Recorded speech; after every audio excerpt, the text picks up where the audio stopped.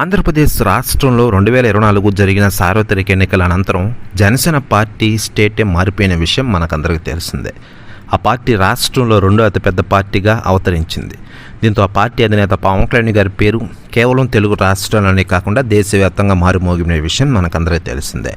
అసలు ఎన్డీఏ కూటమి ఈరోజు అందరూ అధికారంలో ఉందంటే కారణం దానికి పవన్ కళ్యాణ్ గారని అందరికీ తెలుసు. దీంతో పవన్ కళ్యాణ్ గారిని ఉప ముఖ్యమంత్రిగా చేసింది ఎన్డీఏ ప్రభుత్వం.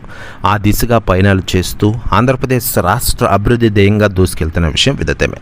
మరోవైపు పవన్ కళ్యాణ్ గారి గురించి రాజకీయ నాయకులు స్పందిస్తూ ఉండగా తాజాగా వెంకయ్యనాయుడు గారు స్పందించారట.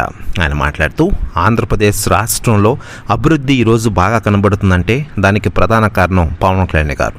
అధికారంతో సంబంధం లేకుండా ఒక వ్యక్తికి ఇంత ప్రజాదరణ రావడం చరిత్రలో ఇదే మొదటిసారి నేను చూస్తున్నాను. ఇలాంటి రాజకీయ నాయకుడు మళ్ళీ పుట్టడు రాడు అంటూ సంచలన వ్యాఖ్యలు చేశారట వెంకయ్యనాయుడు గారు.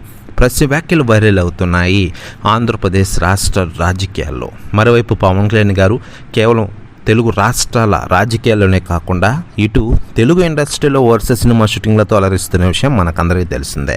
ఇటీవలే ఓజీ సినిమాతో మన ముందుకు వచ్చిన ఆయన త్వరలోనే ఉస్తాద్ భగత్ సింగ్ సినిమాతో మన ముందుకు రాబోతున్నారు. డైరెక్టర్ హరీష్ శంకర్ దర్శకత్వంలో ఈ సినిమా మన ముందుకు రాబోతున్న విషయం మనకందరికీ తెలిసిందే.